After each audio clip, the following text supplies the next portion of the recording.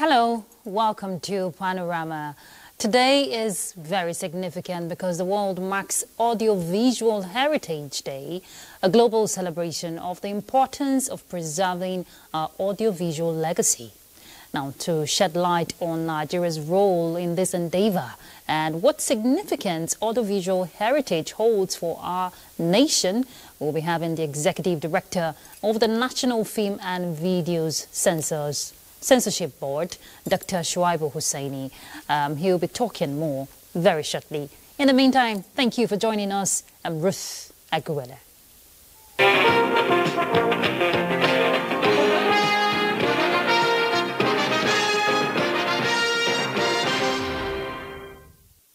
The sixth Governor Committee set up by President Bola Tinubu to assess the conditions of the nation's security training institutions across the country says it is already set to hit the ground running immediately to achieve the task within the time frame given at this month's meeting of the National Economic Council. A member of the committee, Governor Abdullahi Sule of Nasarawa State, who is a guest on one of NTA's weekly program that showcases activities around the presidency called Executive Recap, says the committee led by Governor Peter Mba of Enugu State values the importance and urgency attached to the assignment towards enhancing the welfare and condition of service of the Nigeria Police Force. It is just to identify what is required from this institution. A lot of them are dilapidated. If you look at the one in Ikeja, for instance, you can see the standard of that. Is it up to the standard of what a training institution, that will train the kind of officers that we are looking for will be? So I think the first thing is for us to know what does it take to be, a standard quality training institute. And then now to look at what we have now, and now to recommend what it will take, to do that. I think it's a very simple, straightforward, and I'm happy that the secretary of the committee is actually the immediate past IG. Governor Abdullahi Sule also comments on the recent changes President Tinubu made to the leadership of the Nigerian Armed Forces.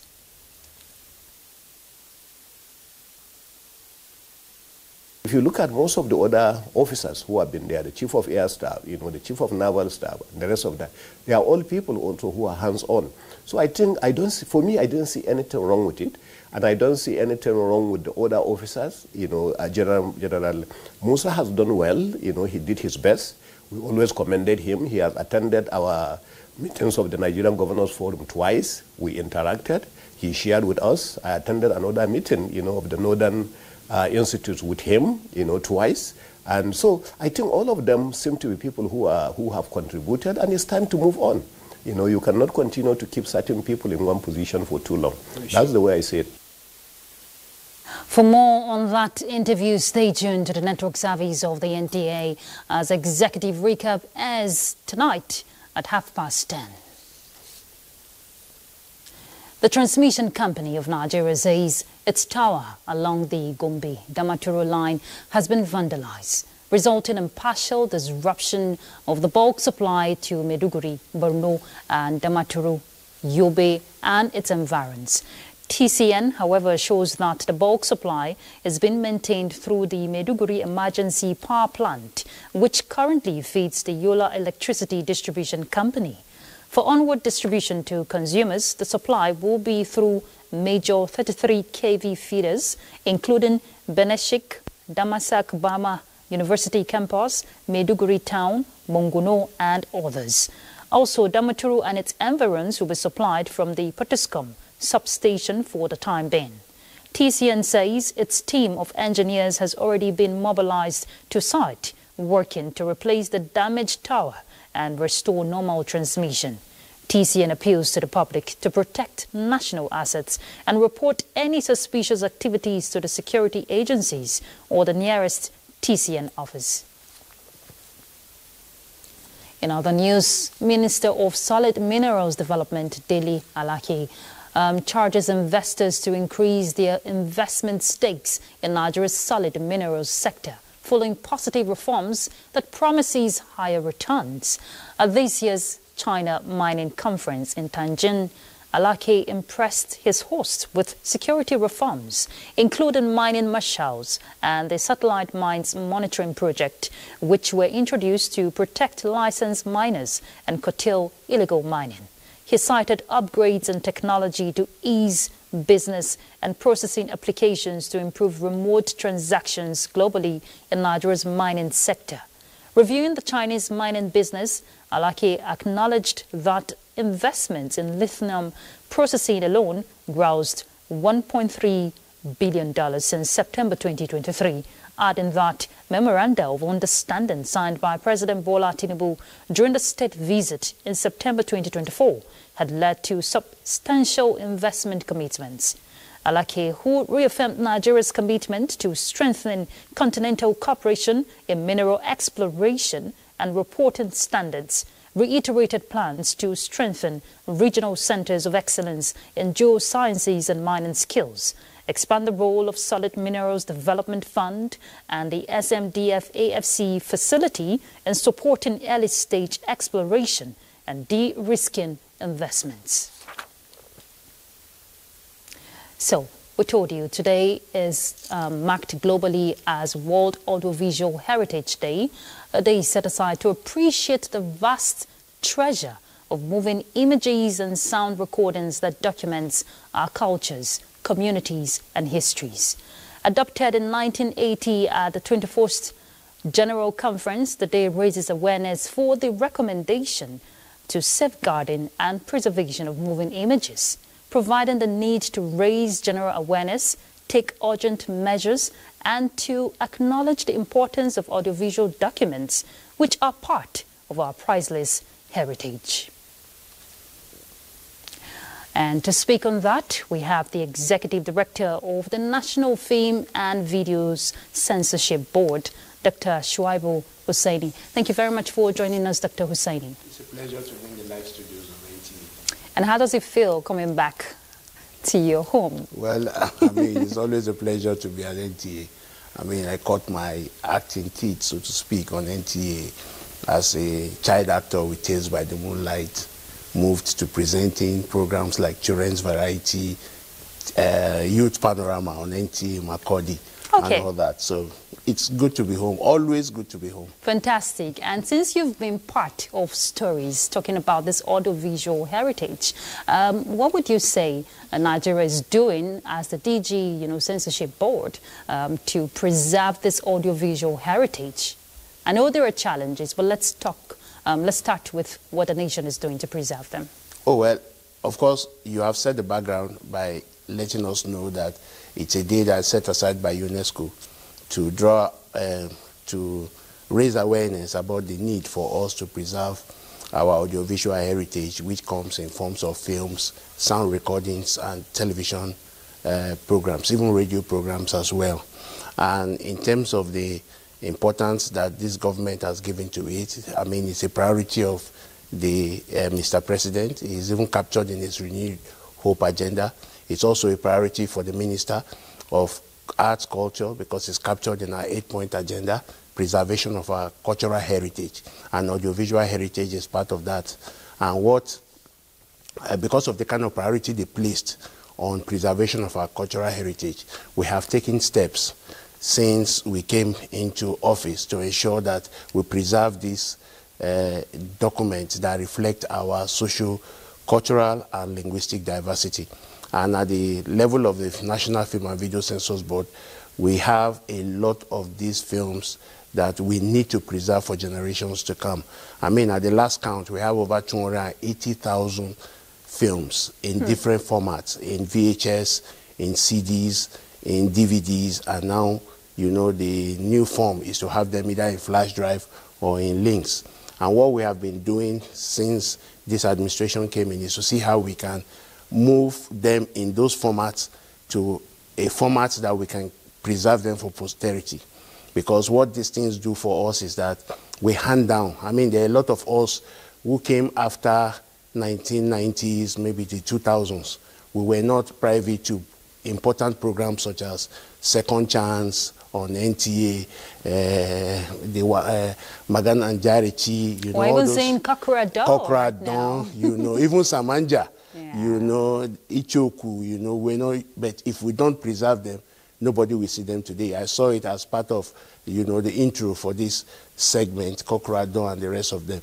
Okay. So we need to preserve them for generations. We need to preserve them for people to know that we have this much in terms of our heritage. And it's good you kept hammering on the point of the need to preserve this heritage. And we know Nigeria is blessed with content, storytelling, fantastic storytelling. So what is the agency doing? You know, what method is the agency using to safeguard this heritage? You talked about archiving them. Yes, yes. Yes. We have started the process. You know, the Nollywood started with the VHS, and VHS is gone out of fashion now. So that means that if you want to see films like Living in Bondage and the rest, you have to see them in formats that, you know, are compatible with the machines that we have presently. So what we are doing at the National Film and Video Censors Board is to put them in that format where you can see them now. Why not discarding the original materials that are there? Those original materials we feature in our libraries for people to see the format they are, but they can also access them in the more digital formats now. Yeah. And the digital format is important because for years to come, you will still find them. And when we continue, you'll find out that we will have other ways of preserving them beyond now. So it's not only about film. I mean, especially this administration, we have done a lot in preserving our artifacts, you know, in the museum, and but this day particularly is for film, is for sound recordings, and of course for film and television program. So at the level of the National Film and Video Censors Board, it's a priority for us to preserve these materials. I just told you now that we have about 280,000 of them, and we have to preserve them so that even when we are all gone and there are other generations that come after us, they will find these things to still access. You know, it will be useful for research, and it will be also useful for, I mean, handing out our culture, our social life to generations yet unborn. And even tourism aspect is very important. And even tourism as well. So we need to document all those things. I mean, we should go back to our festivals, document them properly, and then keep them, preserve them in a manner that, you know, people can come back to it maybe 50 years' time and still find them. So, Dr. Hussaini, I'd like you to share with us the challenges hindering, you know, the seamless process of archiving this, you know, materials, especially using digital platforms. Is funding. Funding is a major challenge because you need to get the right machines to do them. I was trying, when I assumed the office, I was trying to source the machine, just a VHS player. I have gone around, I have not found. But we have some in the establishment where we can use, but we need more than that, especially machines that transfer those things from the old forms that they were to a form that they can be accessible. So it's funding, we need space too, you know, because as they produce, you need space to accommodate them. I mean, you can imagine that we have just very few space to keep about 280,000. And that's not the end. They will keep producing because Nigeria, of course, you know, is a culture producing machine.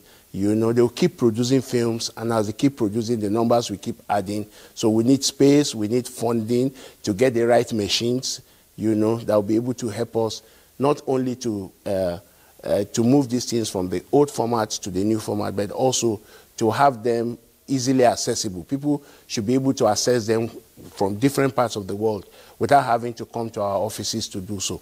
And talking about different parts of the world, very briefly, Dr. Hussaini, is the agency also looking at leveraging investment opportunities, you know, working with partner countries, you know, who are into stuffs like this? I know Cairo has an innovative format, you know, to store some of these archival materials. Yes, we have some of our films that are not in our collections that we have found in other parts of the world. And what this day does is for us is to identify where these collections are and see how we can retrieve them back to us, you know. So we have some kind of agreement, you know, across the board. We have had people who have asked us about films that have been done here maybe in the 60s, in the 70s, and so on. If we have them, we share. you know, and if they have ours, we also collect. But what is important is that we must have the culture of preserving our film heritage, our sound recording heritage, as well as our television heritage. So if you have, like what we are experiencing now, we're in a digital age where people produce this content and just upload it online, and there is nowhere where we can keep it for you. So that's why we have been harping on the fact that if you produce any film or video work in this country, the law mandates us to keep a register of that work. And why the law mandates us is because we need to have that in our archive so that it can be retrievable for research and even for you, because there is a limit to which you can preserve those works. Yeah. You know, so we have the capacity to preserve those works so that maybe in 10 years' time, if you need them, you can always come back to us. I mean, look at Cochrane at Dawn and these other programs. If you come back to NTA 20 years' time, you always have access to them. And talking about Cochrane at Dawn, I wouldn't want to let the cat out of the bag, but NTA is cooking something. Yes, I know. So I followed it. Fantastic. So viewers, stay tuned to the network service of the NTA. Thank you very much, Dr. Shuaibu Hussein. We must, you know, preserve this heritage. It is our identity. Thank you so much for having me. Thank you for coming. We'll take a break. We'll be back. Stay tuned.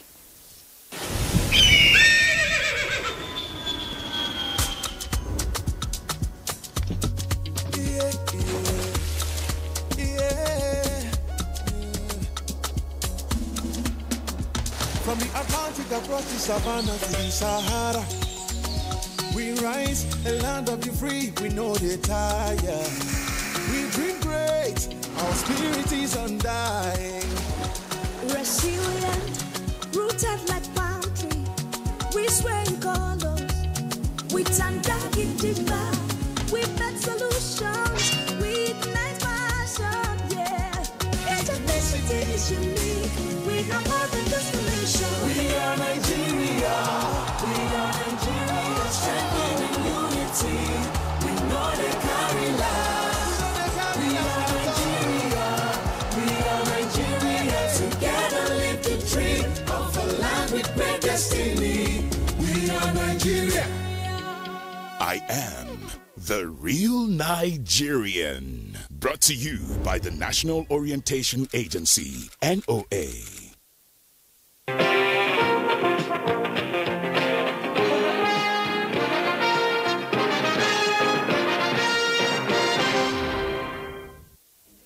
Thank you for staying tuned. In a nation where cancer too often arrives quietly, the Medicaid Cancer Foundation has given it a human face, promoting early detection, strengthening support for patients, and celebrating those who refuse to give up. Juliana Nicholas captured this moment and is here presented.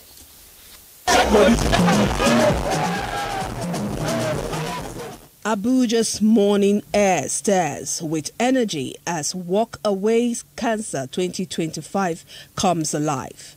Survivors, friends and families march side by side, a colorful wave of courage and compassion. From Mona Lisa Park, their steps create a rhythm of strength and unity, a reminder that no one fights alone and every work begins with hope.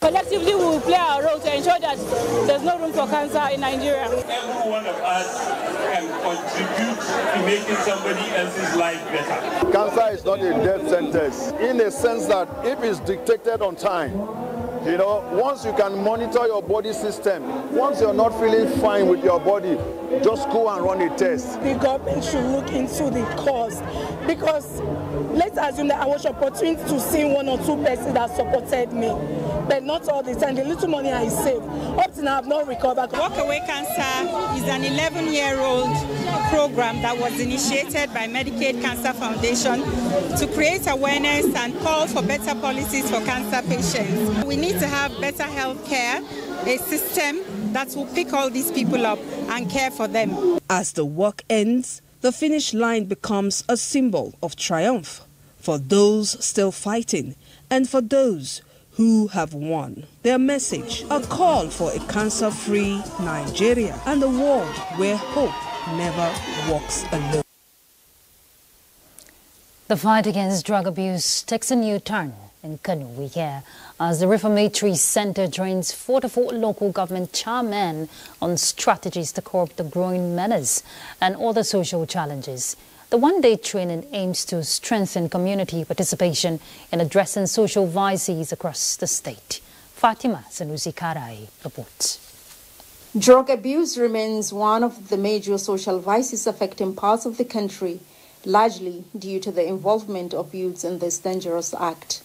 In response, the Kano Reformatory Center has deemed it necessary to equip the 44 local government chairmen with essential skills to ensure the success of the campaign against drug abuse. The aim of the Kano Reformative Center is to rehabilitate, prevent, and sensitize the entire Kano state on the dangers and effect of drug abuse. Kano State Deputy Governor Aminu Abdusalam Gorzo, represented at the event, reaffirmed the state government's commitment to providing all necessary support for the initiative. Our able governor, Engineer Abba Kabir Yusuf, is doing wonderfully well to make sure all the youths across the state are being engaged in various skills programs and empowerment and education particularly. The workshop also emphasized the importance of collective efforts in tackling social challenges,